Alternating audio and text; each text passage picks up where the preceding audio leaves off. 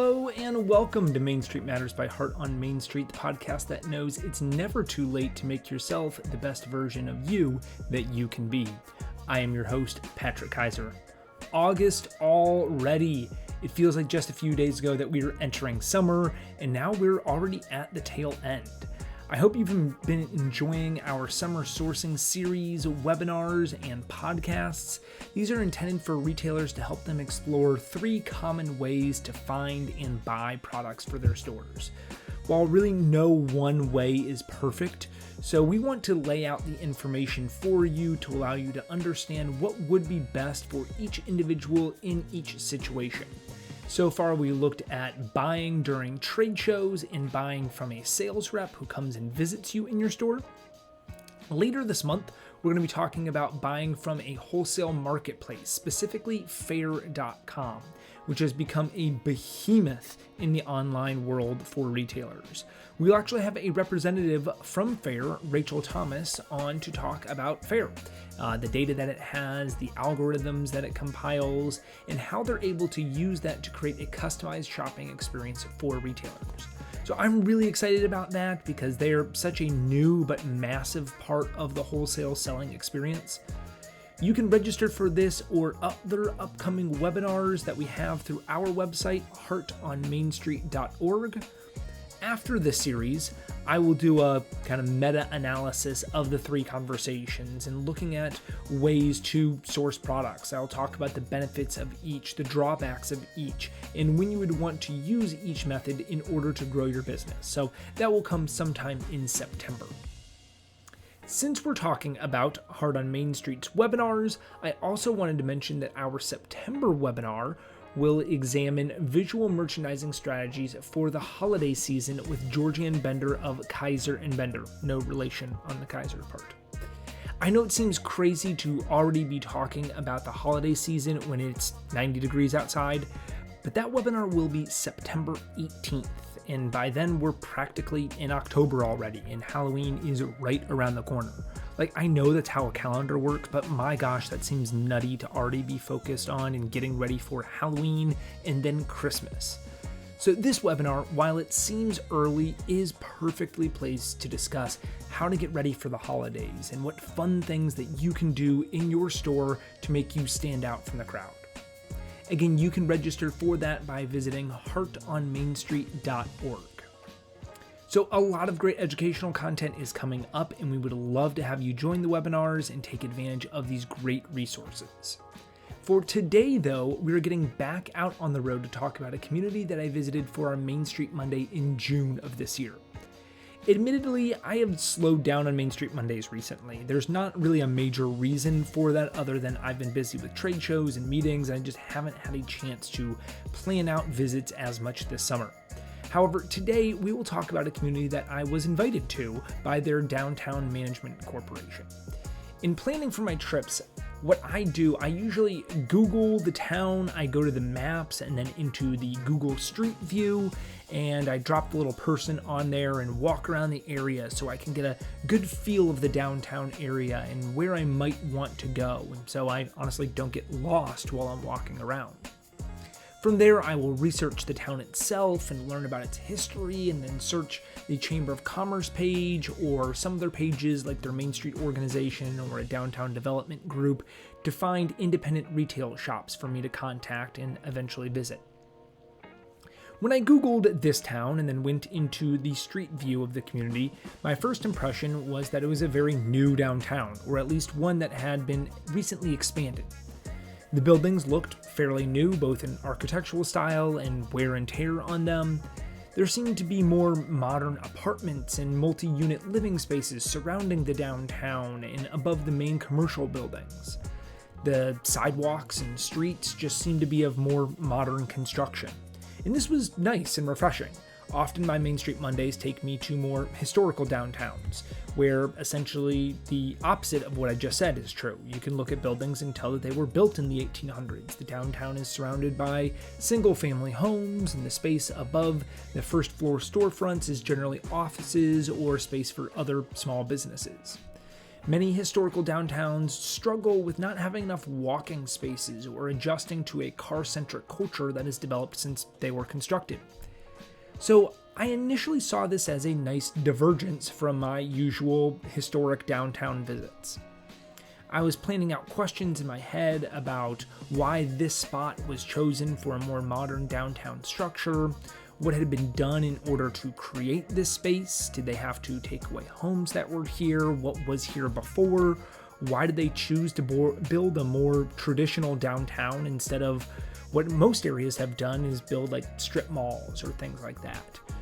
But when I got to my research phase, I was hit with a little bit of a conundrum. This is a historical downtown. The town itself dates back to the 1830s. The first major construction projects in the areas began in the 1840s and continued in the 1860s. The beautiful downtown theater here dates back to the 1920s. So I was left with many questions. Is it old? Is it new? Did the architects have some premonition about what 21st century architecture would look like? What is the truth here? Well, the truth, as it always seems, is a little bit of everything, except the thing about the architects having premonitions about what it would look like in the 21st century. So in this episode, we are going to explore how this area was able to invest back in itself and breathe life back into its downtown, and what that's done for the downtown community of Downers Grove, Illinois. Downers Grove, or Downers as the locals call it, is a western suburb of Chicago, located about 22 miles away from the big city. Like some other western Chicago suburbs that I have featured in the past, like Hinsdale and Elmhurst, the downtown is bisected by a railway. This is common amongst Chicago suburbs. The public transportation system, not only throughout the city of Chicago, but also extending into the suburbs, is really quite developed. It creates a natural environment for people to take the train to work in the mornings and take it home at night. It could be 23 minutes each way from here in Downers if you can catch the express. It allows for residents of one community to jump on the train and take it maybe just a few stops to visit another community. The train brings people, it brings commerce, really together easily. And this generally brings money along with it. Because of this, downtowns were planned out and have developed along these train routes. Each stop, you find a nice local train station, and then shops, restaurants, coffee shops, and other businesses within walking distance of that train station. So this fact in and of itself should have been an indicator to me that downtown Downers Grove is more of a historical downtown. The prime real estate along the train lines was developed over 100 years ago. Yet again, it doesn't appear that way. So what happened in Downers Grove? Why was I fooled into thinking that this was a downtown built within the past 30 years and not in the last 130? This really goes to a major renovation that the city undertook in 2001. They recognized the need and importance of revitalizing their downtown to attract new businesses and to keep the existing businesses that they had in place. They wanted to make it a destination for people of the Chicagoland area to come and visit and shop and eat and spend time. Downers Grove started with the stuff that we wouldn't necessarily consider sexy, but it's absolutely necessary in order to modernize an area that's over 100 years old. When a good portion of the downtown was developed, the town's population was less than 2,000. By the year 2000, the population had grown to nearly 50,000 people. Many infrastructure elements of the town were not made to service a population of that size. This meant that some basic improvements needed to be made to the sanitary sewer systems, the water mains, and the underground utilities. These all needed to be improved, enlarged, and modernized to fit a significantly larger population. New storm sewers were put in place as well to help eliminate water runoff and prevent the streets from flooding after heavy rains. The town then went to work on more visible aspects of the city. They made new sidewalks, which were wider to accommodate more people. They also worked on crosswalks in the areas around them to make them safer for pedestrians. This is an important element that is often overlooked. We think of sidewalks as the area where people walk around buildings and crosswalks where you cross the street. These are simple and relatively non-glamorous spaces. However, so much can be done to improve the basic model. Extending the curb out into the street even a few feet provides pedestrians significantly more visibility to drivers. This generally means eliminating a street parking space, but the benefit of reducing potential accidents and allowing pedestrians to feel safer while walking in the downtown area far outweighs the cost of construction. You can also use this area to beautify by adding flowers and plants or maybe artwork that really enliven the downtown. And then the construction of a new parking deck in this project really offset any loss of street parking that would come with the larger walking space and crosswalk areas. The streets were resurfaced and redesigned to not only accommodate more traffic in the city, but also make them easier to navigate. This in particular was not easy for the businesses of downtown Downers Grove. This was a major construction project that took years to complete. Looking back at old articles in the Chicago Tribune, you can read about retailers lamenting the changes because of the loss in business. One retailer in particular, Herbert's Men's Shop, is quoted as saying that they survived a world war, the opening of 2 nearby malls, fluctuations in the economy, changes in fashion, but this construction has been their hardest challenge yet. The detour signs kept walk-in traffic, the lifeblood of an independent retailer, especially back in 2001, at bay. Some retailers in the same article are quoted as saying that their sales dropped each year of construction. And again, it was a multi-year project. So I bring this up as a counterbalance to what is seen now. Now it is a beautiful downtown. It attracts people, both residents and those who want a good local place to shop and eat and drink. It is an area where restaurants and businesses and retail stores can flourish, but there were hardships to get to this point. Herbert's Men's Shop lasted another 6 years after the end of the construction, but it did eventually close the business. That building was remodeled and a restaurant was put into place, and that has been there since 2008. Downer's 2001 project also included installing new signage throughout the downtown to guide shoppers and visitors to different sections. They installed park benches and invested in landscaping to beautify the city. All of these elements were aimed at attracting people and businesses to downtown Downers Grove. People like to go to places that are pretty and that make you feel welcomed, and these renovations really did just that. But the biggest visual change to the downtown area is the one that fooled me on the Google Street View. It was the renovation and rehabilitation of the building facades throughout the downtown. Older buildings have a look and feel to them that's just different from modern day constructions.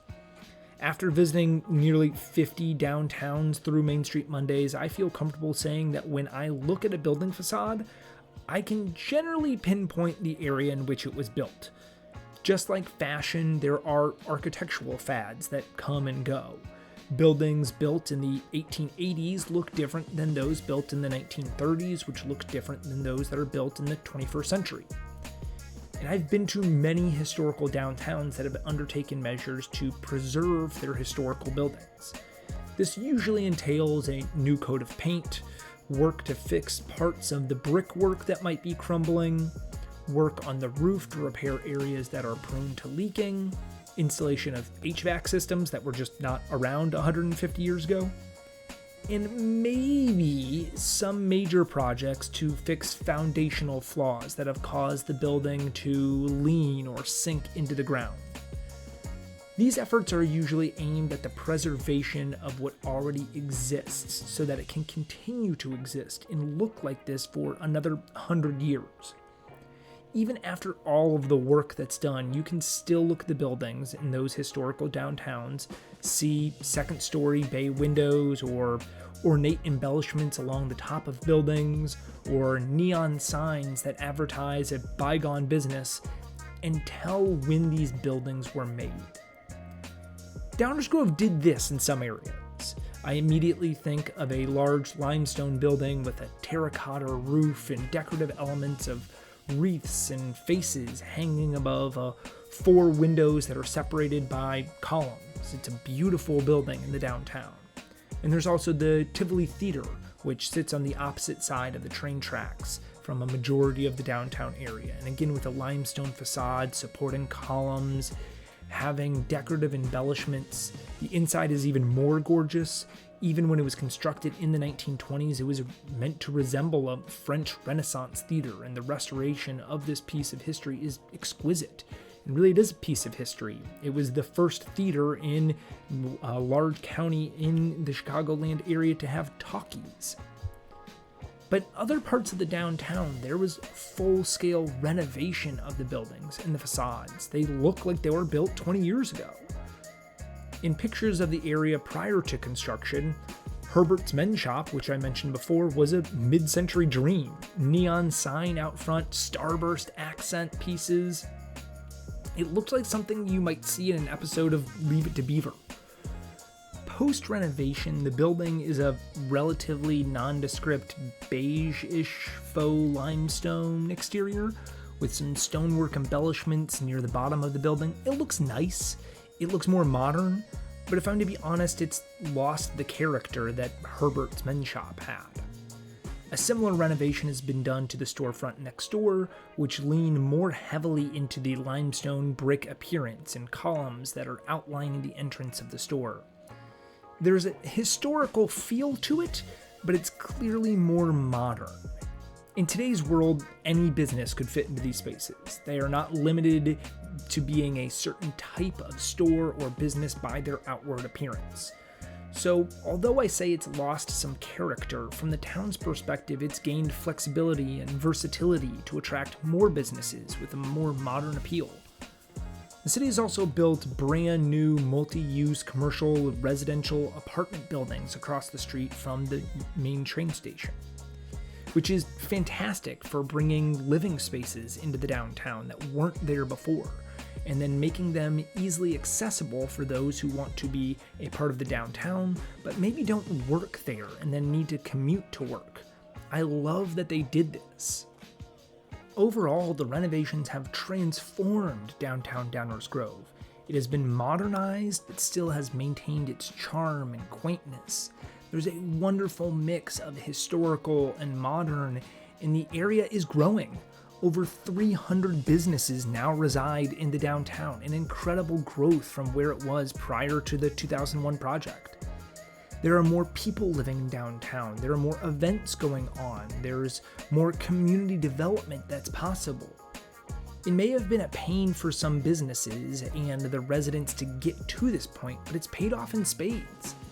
They were even honored by the American Public Works Association with the National Award for Historic Restoration and Preservation. So that's a whole lot of talk about its development, the growth of business in the area, and how it got to where it is now, but I've really yet to talk about any of the great businesses that I met while I was there. And really that's what I want to talk about and focus on. So I promise for the rest of this episode, I will not say modernize, I will not say facade or embellishments, and that we'll talk about our retailers there. As always, if you'd like to see these stores, you can check out our Instagram page at Heart on Main Street and find the Downers Grove highlight on our profile page and see many of the images of the stores that I visited. I'll start with Happy Dog Barkery, which is a pet store and dog bakery that's celebrating its 20th anniversary in Downers Grove. In many ways, this is a locally owned independent pet store, mostly for dogs, but they did have some other items for other pets. They had lots of dog toys, snacks, chew toys. They had bandanas, collars, name tags, dog clothes even. They had a whole section dedicated to racks of dog food. That in and of itself made for a pretty good independent dog store. But what made it even more amazing was they had a whole kitchen and essentially a bakery counter solely for dog cookies and cakes. It was awesome. They have different themes, like when I was there, it was Dino Days, where dinosaur cookies were the specialty. They had birthday-themed cookies and one that resembled tennis balls. One would be excused if the decorations of these cookies was subpar. They're dogs, after all. They're not going to complain that it didn't look great, but this wasn't the case. The effort that is clearly put into making these was tremendous. I'm not gonna lie, they look delicious. I did not have one personally, but the person I spoke to at the counter said that they're made with food-grade ingredients. She's tried them, they're edible for humans. But since they don't include things like salt and sugar and spices, humans generally consider them a little bit bland, which is fair enough. They're not made for us. But it was a really great shop. I loved seeing the care that they put into the baked goods and the service that they're providing for the community. While I was there, so many pet owners stopped in with their dogs to pick up a treat or pick up other things. They talked to the staff that was working there. They shared stories about their pets, and then they were on their way. It was a nice stop in and talk, but a community building. Everyone loves to talk about their pets, and Happy Dog Barkery was the perfect place to do so. My next stop was at My Special Toy Store, which celebrates its 10th anniversary this year. This was a wonderful little shop that had tons of stuffies, board games, puzzles, children's books, things for kids that are interested in science, interested in sports, interested in music. It really ran the full gamut for kiddos. You could twist and wind your way through the shelves and find things that piqued your interest, which is, for children, a large part of the fun. The world is new to them, and while they may have a tendency to like one thing more than another, they can be exposed to so much else and find new passions. The layout really encouraged their exploration. When I spoke to the staff, it was interesting to hear the store's history. The building had once housed a pharmacy, and some of that was apparent within the decor. White paneling along the exterior walls for shelving did very much resemble a local pharmacy once it was pointed out. But what I found most interesting was the staff's pride in how they talked about how they survived COVID. This is a topic that I'm always interested in knowing about, but the further away we get from those lockdowns, the less in-store memory that exists. In many places, the staff is not the same staff that worked during that time, or it's almost become taboo to speak of those days. However, retailers had to turn on a dime to change their business model, and I loved hearing about what they needed to do or what product category saved them during this period. In the case of My Special Toy Store, they turned what they thought might be an anchor into their life preserver. The day before everything shut down, they received a gigantic shipment of products that they had ordered during the January markets. So all of a sudden, they were sitting on a ton of inventory with no way to move it. Thankfully, in that shipment were puzzles and crafts, the perfect products for people that are stuck at home. The staff created window displays featuring all the available options with numbers beside them. People could call or message them with a number and then pick up the items curbside. They moved inventory fast.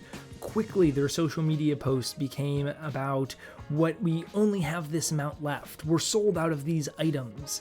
And I love hearing these stories. I love knowing the ingenuity of the independent retailer when their back is up against the wall. I hope, though, that we learned things from this time and continue to implement some of these strategies that worked really well to continue to build independent retail businesses. I also stopped by a few boutiques. One was called Adorn 512. This store was spread out over two connected storefronts. It was unique in that the two sides of the store were really drastically different from one another. The one side specialized purely in jewelry. There was jewelry designed by the store owner, some larger brands, a DIY charm bar, and thematic jewelry related to the Taylor Swift Eras tour. They also had a permanent jewelry station and did piercings as well. This was the original part of Adorn that opened in 2018. They've since expanded to the storefront next door, as I mentioned. This expanded section is really more focused on gifts and fashion, and very different from the jewelry side. They carried clothes as well as candles, cosmetics, drinkware, stickers, and stationery. The owner also has their own craft cocktail infusion kit named Lou's Libations. These are becoming more and more popular. You've probably seen the mason jars filled with sugar cubes and dried fruits. You just need to add alcohol and let it marinate to create your own at-home cocktail. I loved the original concept for the store and its expansion into the gift and fashion channels. The store tends to trend younger towards the younger millennials and Gen Z, both into jewelry and fashion. For a store that's been in business now 6 years, this is a great expansion of their business. And they've been so successful that Adorn just opened up a second location in the town of Elmhurst as well. Another boutique that I visited is called Evelyn Jane. This is a home, fashion, and gift boutique that has been in business for 11 years. They also have a sister store called Sweet Jane that's more focused on mom and baby products. Sweet Jane was closed on the day that I visited, so I was not able to experience that store, but Evelyn Jane was open. Evelyn Jane is well merchandised, it has great displays that are set up throughout the store. It's structured in a way that really encourages the shopper to go from display to display in a circular pattern throughout the store's footprint. From a style standpoint, it tended to cater more towards the older millennial or Gen X crowd. There are more home decor items in Evelyn Jane that would appeal to those generations that tend to be more homeowners. This was also a store that had a lot of Downers Grove and Illinois representation in it. I've mentioned in the past that I always try to find a store that celebrates the local community, either through decor pieces like pillows or apparel. Sometimes it's even candles with the zip code on it or named for something distinctive to the town.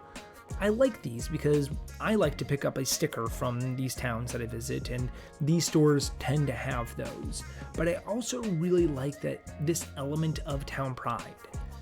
People should be proud of where they come from, the good things and the bad things. It molds us into who we are. And I think that there should be an opportunity for people to be able to demonstrate this pride by buying things that represent their hometown. Town pride is a culture that has to be built and cultivated, and without the ability to represent your town, you can't build that culture. So I was very happy that Evelyn Jane was there to support their town, because Downers Grove is a wonderful town and it should be supported and the residents should be proud of it.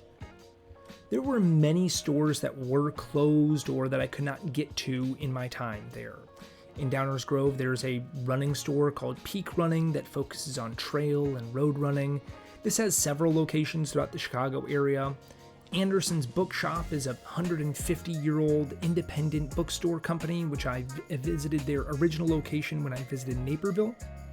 I actually thought they had more locations, but it turns out it's really just Naperville and Downers Grove. There were stationery stores and board game shops, record stores, card shops. It was a wonderful diversity of retail that again speaks to the success of this downtown. If there were less successful and fewer businesses, you'd likely not see this diversity. It wouldn't support them. But with so many people coming to Downers Grove to shop and eat and be with their community, you can find a wide variety of retail. So for today, that is a wrap on Downers Grove. I hope you've enjoyed this episode as much as I've enjoyed bringing it to you. If you'd like me to come visit your town, let me know. You can email me at contact@heartonmainstreet.org. I would love to see where you live. Stay safe, have a great weekend, shop small, and I'll see you all next week. This episode was written, produced, researched, and edited by me, Patrick Kaiser. For more information on Heart on Main Street, you can visit our website, heartonmainstreet.org.